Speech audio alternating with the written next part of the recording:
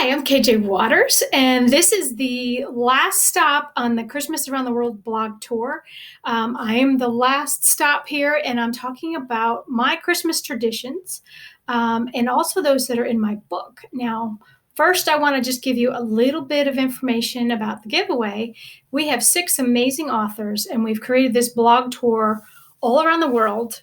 We have people from the United States and England and Bahrain and all over the place. And their books are also all around the world. Some of them are based in the United States, some in Mexico, and some travel all around the world depending on their topics. So I want you to check them out. And I'm going to talk a little bit about the authors in there. We have Suzanne Kelman started it off. She is, you can see her video and blog. Her video is really cute. It's her house all decked out for Christmas. She is absolutely loves Christmas. And then we have Seamus Gallagher. He is Scottish. And I really, really wish we had a video of him because he has the coolest accent. But he lives in Bahrain. And so he has, some really interesting information. And his books are really they have to do with international crime. He's in the banking industry, and so he created this whole character that's part of the British intelligence and all this stuff. So it's really exciting all over the world. I forgot to mention Suzanne's book. Hers is based in World War II. And of course, Christmas time in World War II was very sparse. If you were in Holland, especially, you were eating your shoes for Christmas dinner. So it was not a pretty thing. But the next part, we have David Perlmutter, and he is quite a character. He's from London, and he's written a book about it's actually a true story about when he went to Pennsylvania, and he was being trained for a new job, but it turned out that his boss was a drug addict, and all these weird things were happening. Then on last Thursday, we had Gloria Casali, and she's very Italian and lives in New Mexico, but grew up in New Jersey. And her video, she talks about the Epiphany and some of her Catholic traditions that are also very popular in the Central Europe. And her book is called Bioterror, and she writes about somebody from Russia taking money from a Syrian to release smallpox. So it's a very exciting book. And it's based all over the world as well. And then Friday, we had Chief Tom Nichols. He's a former police chief, and he writes crime fiction about the Mexico-U.S. border, and he lives in Texas. So I hope you check out all their blogs. They've got a lot of really cool videos and interesting things to say about their own traditions, and then also those of their books. So with that said, let me tell you a little bit about my upbringing. I grew up in Maryland. Obviously, you can hear from my accent that I'm American. And my childhood, my parents separated when I was 7. So I ended up having 2 Christmases every year, one at my mom's and one at my dad's. And my dad's mom was kind of like the giant Christmas elf. And she would spend her entire year shopping for us kids. It was kind of, Christmas on overload. She'd have things from any possible part of our life that she would buy for us. And they weren't, none of it was really expensive stuff, but that was just kind of what she really loved to do. She was near the last 10 years of her life. She was in one of those little scooter things. So I could just see her going through the mall. Oh, this would be great.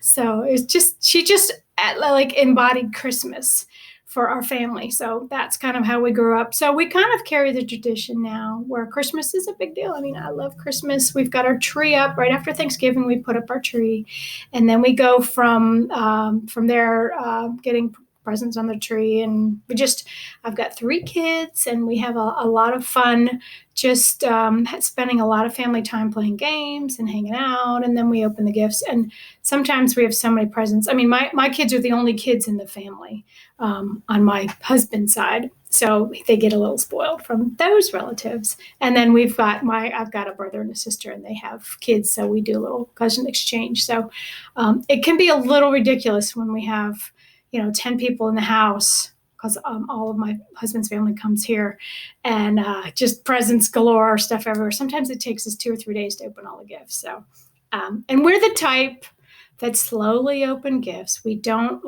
we take turns. Sometimes we go from oldest down to youngest.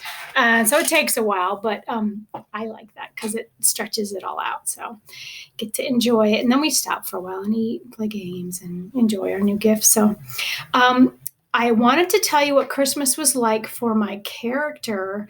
The book I have in this giveaway is called Stealing Time, and it is a time travel thriller set during hurricane.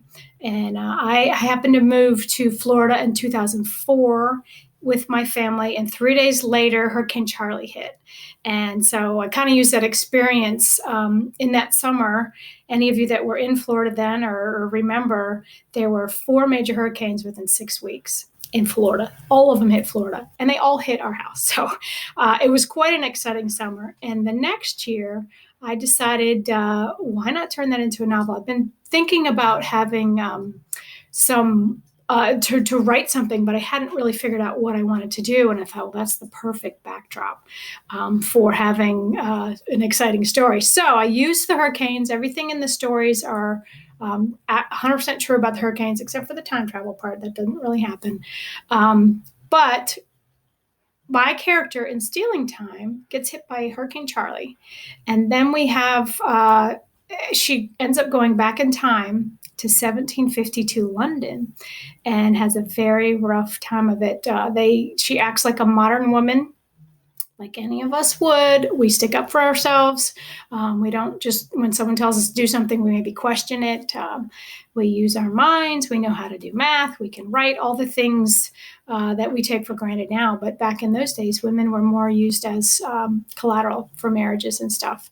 So that's the situation my character finds herself in. Her name is Ronnie Andrews, and she ends up being used by her brother to marry she's 17 years old. She marries a guy who's kind of heavy and really kind of creepy. And her brother's setting her up with this guy because he has money. And the brother has lost his family fortune and is in a bad situation. So as any modern woman would do, she's kind of not really into this guy, doesn't really want to get married to him. And so she ends up sticking up for herself and acting very different than a typical 17-year-old in that time period, and they think she's a witch. And so that's where the action starts. She's trying to figure out how to get back home, and while in the meantime trying to make sure that she survives this whole situation. So the plot, goes on. The next book in the series is called Shattering Time, and that's set during Hurricane Francis. And, she goes back in time to several places. So I hope you check those books out. But let me tell you a little bit about what Christmas was like in 1752 London. It was, obviously they had a lot of the British traditions.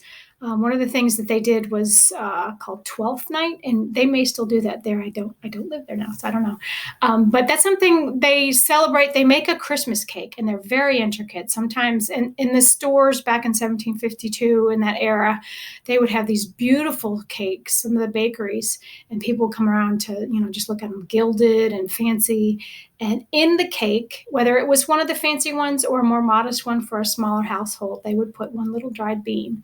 And that bean, when they sliced up the cake, whoever got that bean in their slice of cake would be in charge of the rest of the festivities for the night. So I can imagine my kids would have loved to be in charge of something like that. So they also did something called a Christmas box. It's mostly just a bonus, a Christmas bonus, but for people who had employees, they would give them cash and food and maybe some other things to help them make their Christmas a little nicer. And back in the 1700s till the mid 1800s, the Thames froze over. I don't think it does so much anymore, but back then the temperatures were different, and they would have a frost festival. And with the whole Thames frozen over, they'd have people selling coffee and bakeware and all kinds of things, foods and everything. And it was kind of like a festival. They'd get together and they would just really enjoy the season outside. So I think for Ronnie, if Ronnie had ended up staying in 1752 for the rest of that year, it would have been a very, very unusual year for anyone in England, because I set the book in 1752 because there's something really interesting happened. And most people don't know about this. I didn't know about it, but that was the year that England changed their calendar. Previously, England had been on the Julian calendar, but the rest of Europe they were on the Gregorian calendar, and they changed that when Queen Elizabeth was queen in the 1500s.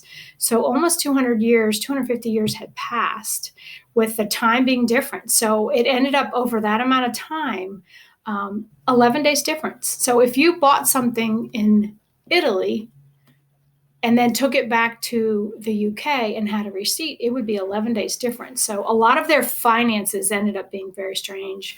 Finally, England succumbed.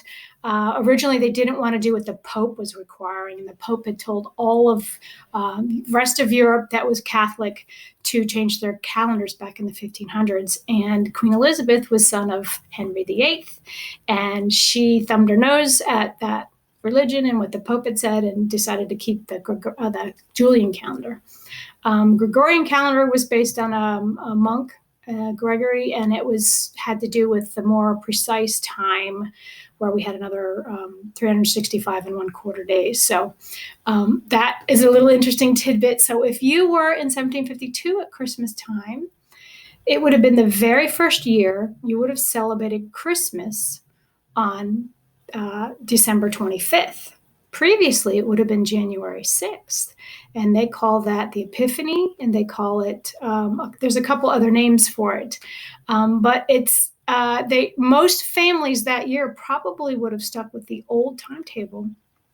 They used to also change the year in March as opposed to January 1st. So with the Gregorian calendar shift, they changed a lot of things. So I think a lot of people would have been a little discombobulated. And around the time where England made this change, they decided to skip 11 days. So September 3rd through the 14th didn't exist. So there was riots. People were really upset because you think about if you paid rent for a year or for a month, and there 11 of those days you weren't actually using. The renters were mad if they got charged a full month's rent, but the owners were mad if they didn't get the full month's rent because they had, needed that money. So there was a lot of turmoil, a lot of confusion, and I think it was probably a very confusing time. People were wondering why all these things were shifting around. So anyway, that's what life was like back then. The family that Ronnie goes to is in dire straits with money. They have a nice estate, but they really don't have the money that they had previously. So they probably had a little meager Christmas. I'm not sure how it would have ended up for that family, but possibly we may end up back in 1752 in one of my later books. So keep an eye out for that. I am currently writing Killing Time, which is the third book in that series. And that I'm really excited about. Hope to have it out next summer.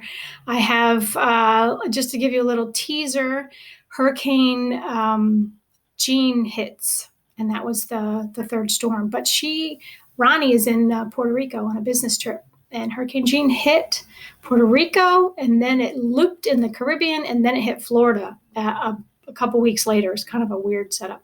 But anyway, so she's in Puerto Rico and gets hit. And during the storm, she goes back to the Wild West in 1872. And during that time, Jesse James was around. Now, when she encounters him, he's incognito because he's trying to get away from the Missouri law. He'd already robbed a few banks and everything. But so I thought that was really interesting to kind of throw him in there. He was hiding out in Texas during that time at his uncle's ranch. Another famous figure that some of you may know of, but I learned a lot about in this process. So during that time, Quanah Parker was also roaming around, and he is a Native American who's kind of coined as the last Comanche chief.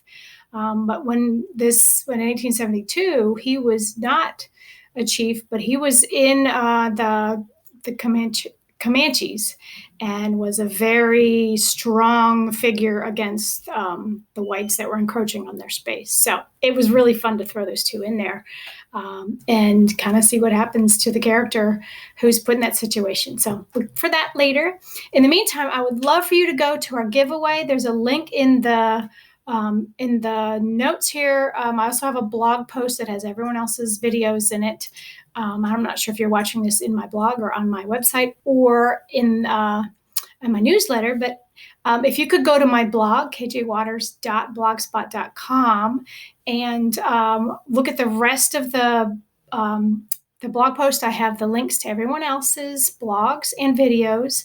So I'd love for you to check out what they've got on and some information about all the books that are in the contest. There's some amazing books in here. So thanks for listening and take care of yourself. Happy holidays. I hope it all goes well for you.